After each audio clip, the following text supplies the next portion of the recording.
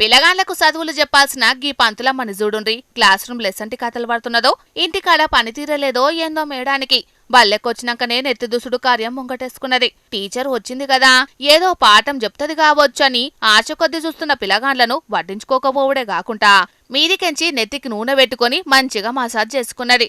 ఇక ఫోన్లొచ్చే సౌండ్ సరిపోతలేదో ఏందో ముంగట కూసున్న బుజ్జిని విలుచుకొని జబ్బ సంచి తెప్పించుకున్నది. అండ్లకెంచి స్పీకర్లు తీసుకొని పాటలను పెద్దగా పెట్టుకొని ఇనుకుంటా ఎంజాయ్ చేసింది. గిట్లా యూపీలున్న ఒక సర్కారు బల్లె జరిగింది.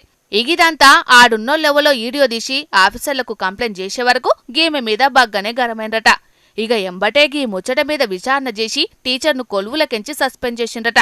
సుఖమొత్తే మొఖంగడగ తీరదన్నట్టు వేలకు వేలు జీతాలు తీసుకొని పిలగాండ్లకు చదువులు చెప్పకుండా ఎకసెక్కాలు వడ్డందుకు టీచర్కు మంచిగానే అయిందని అనవట్టిండ్రు చాలా మంది గిది చూసినోళ్ళు. గీన్నే కాదు ఆడాడ సుతం గిసొంటి టీచర్లు బగ్గనే మోపైనరట సర్కారు బల్లల్లా. ముందుగాల గాల మీద కూడా ఒక నజరేసి మంచిగా పనిచేయనోళ్ళందర్నీ గిట్టనే కొలువులకెంచి సస్పెండ్ చేస్తేనే సర్కారు బళ్ళు బాగుపడతాయని అనవట్టిండ్రు గీ ముచ్చటేరికైనా అటు దిక్కు పబ్లిక్.